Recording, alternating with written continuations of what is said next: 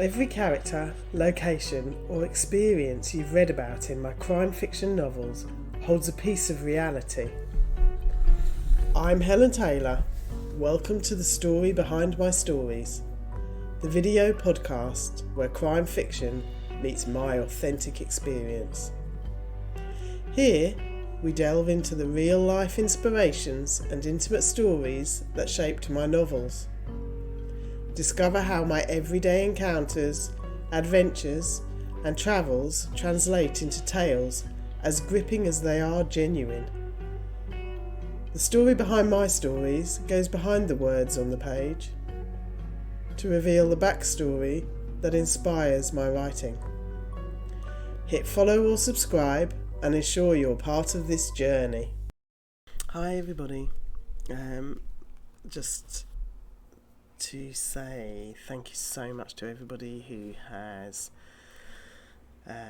bought Leith or Leith Hill, and I really hope you enjoy it.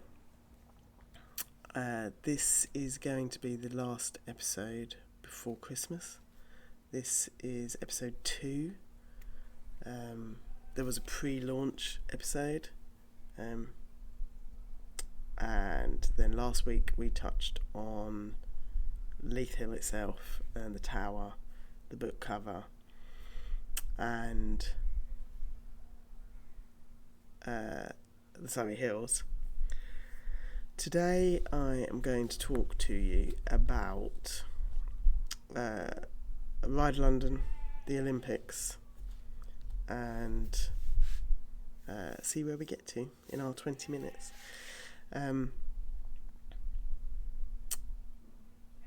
So I'm going to start basically the Olympics, 2012 Olympics.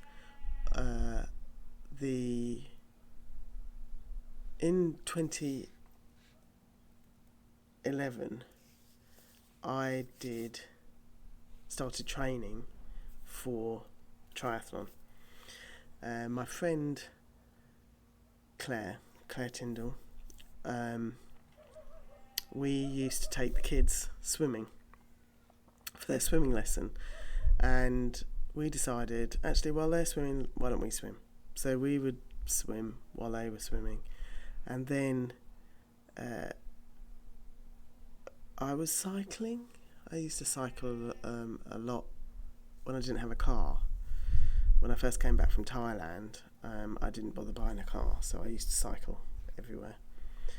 And she was a runner. She'd done the marathon, and we said, well, we're swimming and you cycle and I run, why don't we do a triathlon?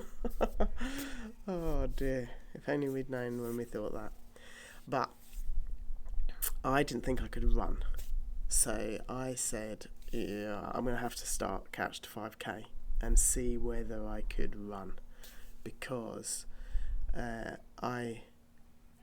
when I used to run as a warm-up for rowing, I used to get really bad shin splints.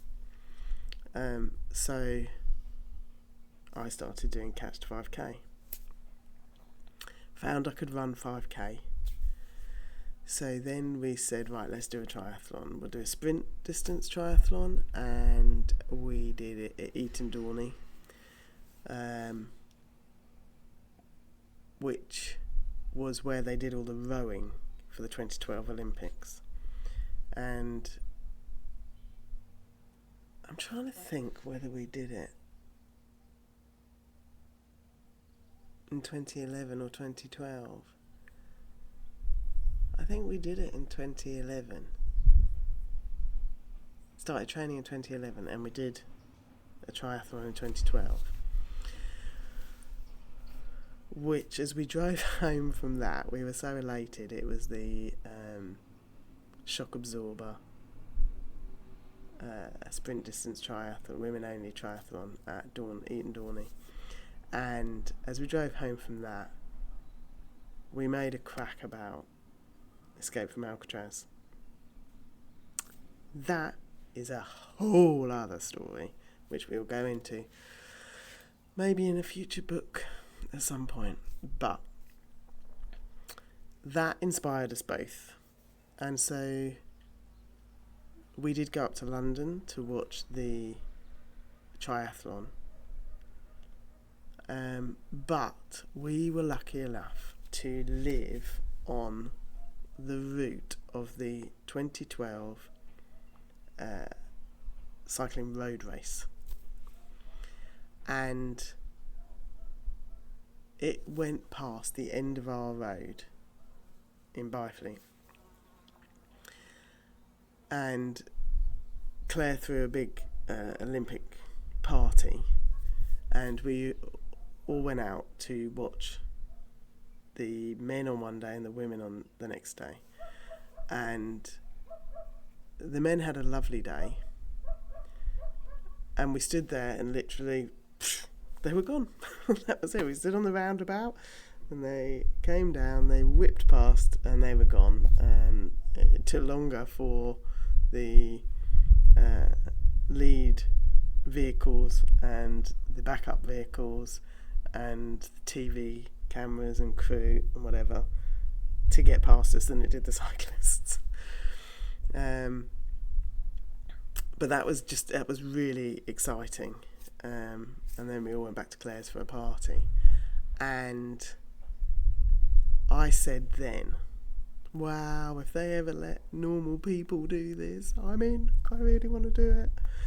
And I had been trying to lose weight. I put on loads of weight after Lauren, which is a whole other story again. Basically being a single mum and on my own, I comfort out a lot. And so that had been what I started losing weight by rowing, got myself a rowing machine and doing that because that was falling back on what I'd done previously. And then we started cycling and the running and the triathlon. And so to me, this cycle race that they were doing was up there, Olympic level, and it wasn't something that a normal person would necessarily do. I didn't know then that lots of cyclists cycle 100-mile races, but I didn't know. So that was majorly inspiring, seeing the Olympic cyclists come through. And then the next day for the women, apart from the fact that we all had hangovers, we went out to support them too. And I don't know why it always is, but the women always get a rougher deal.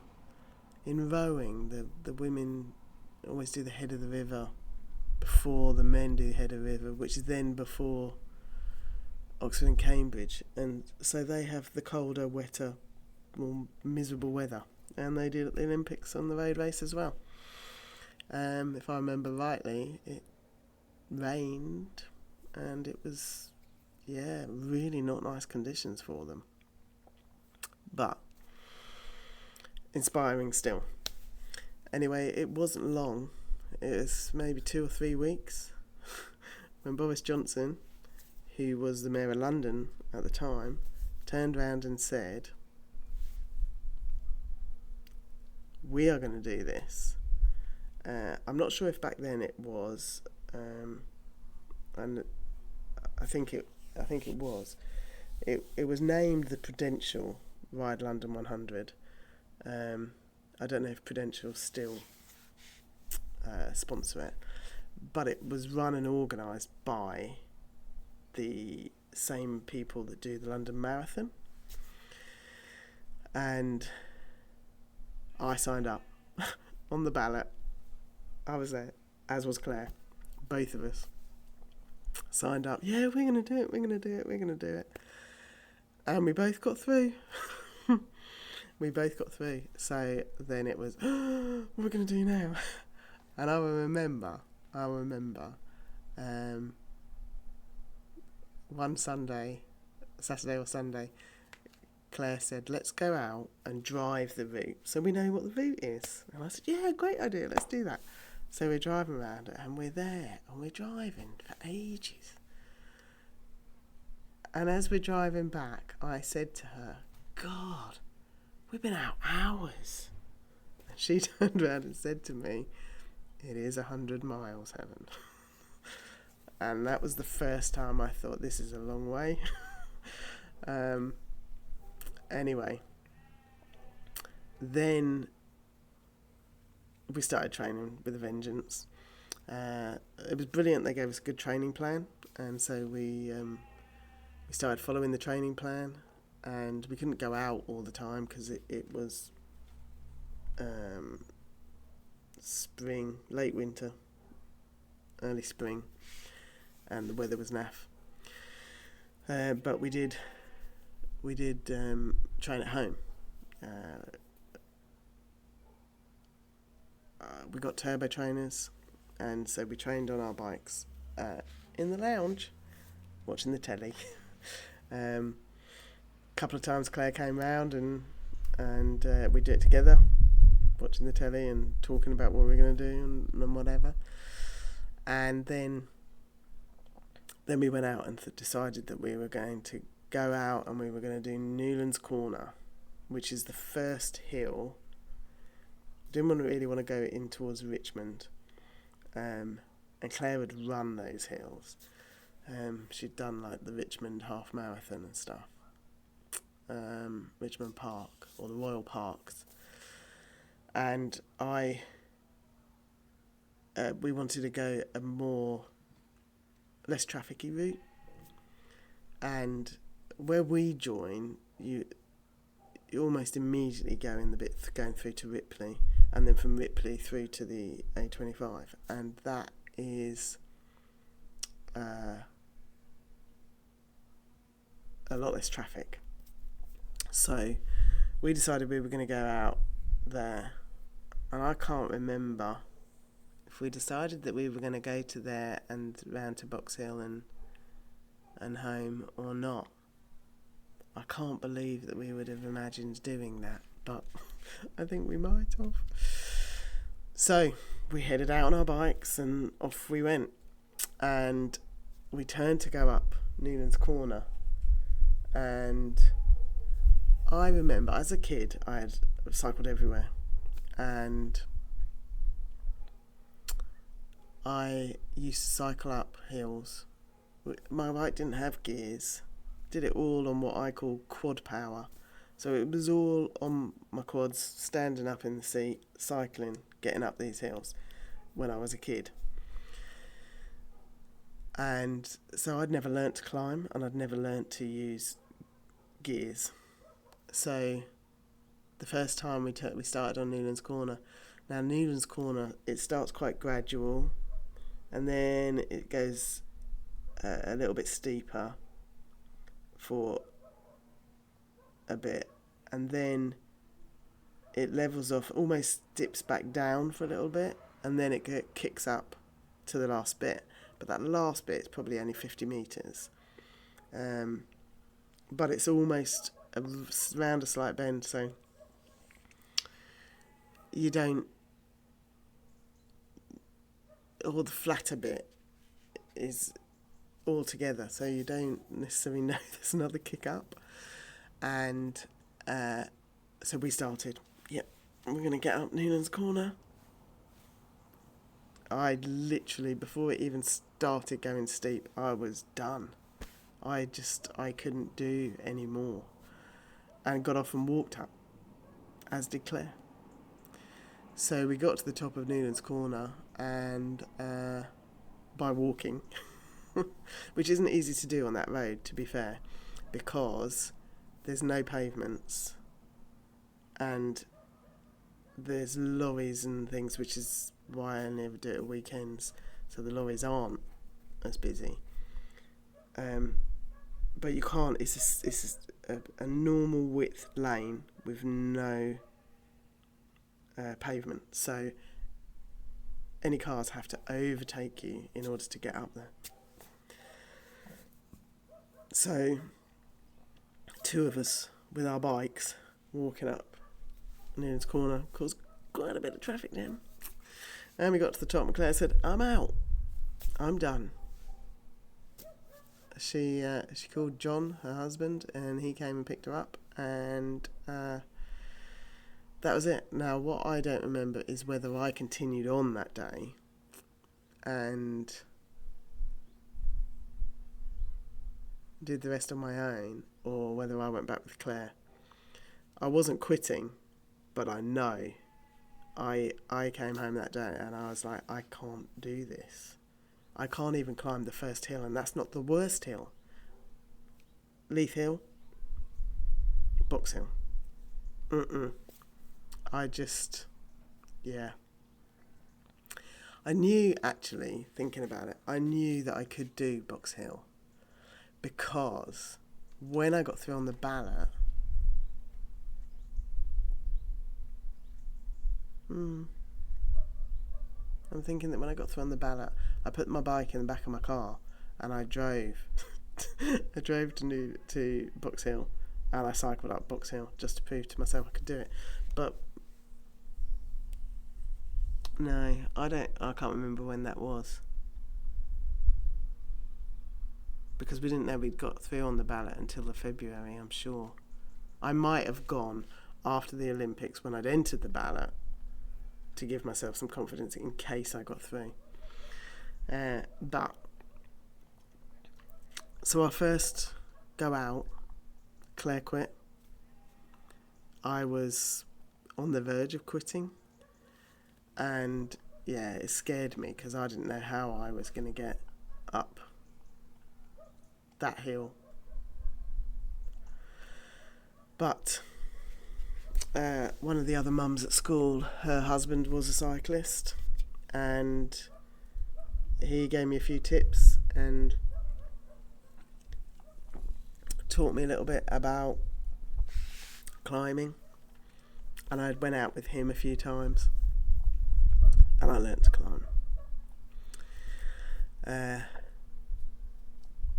But yeah, I had a spate at that time of entering ballots for crazy sporting events, and whilst I don't think I've ever really won anything except for a cuddly toy or whatever at a raffle, I seem to win ballots.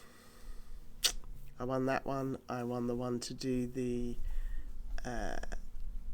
ITU triathlon championships on the Hyde Park Olympic course the following year, and I won the ballot for Escape from Alcatraz.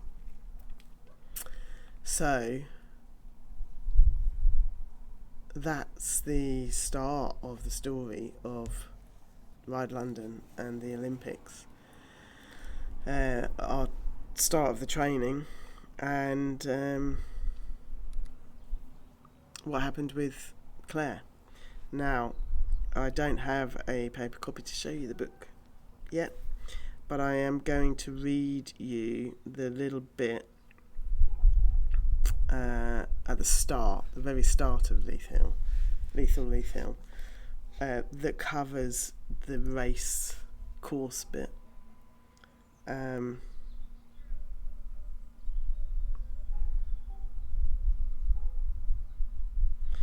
So, only a few of the crowd of cyclists noticed him.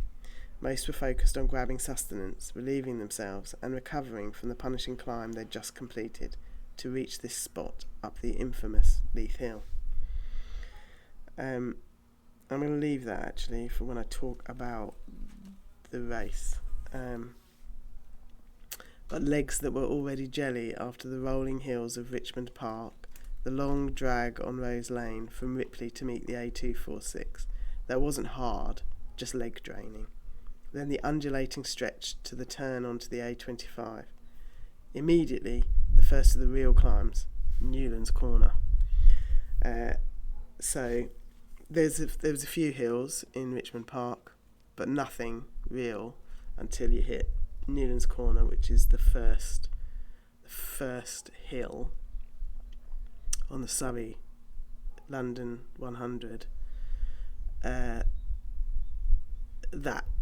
is really hard, and I remember when I did it in the actual race that there was a guy cycling up next to me, and when we got to the flatter bit in the middle of Newland's corner, he said, that was hard. That's the hardest one, right? And I just remember thinking of that first time when I'd had to walk up, and thinking when you get to that little flatter bit that you're done. And I just didn't have the heart to say to him, no, you've got another kick up in a minute, and Newland's is the easiest physically of the three. For me, it was mentally the hardest one. But so that is the start. That's the episode 2 or 3, if you count the pre-launch one. Starting off the talk about Ride London and how we were inspired to do that. And as I say, I'm going to take a break now until after Christmas, and I'll pick up with episode 3 after Christmas. So remember, books are great Christmas presents. So if you haven't got Leith or Leith Hill yet, ask for it for Christmas. And have a wonderful Christmas. Enjoy the time with your family and friends and this special time of year. And I will catch you in 2026. Take care, everybody. Happy Christmas.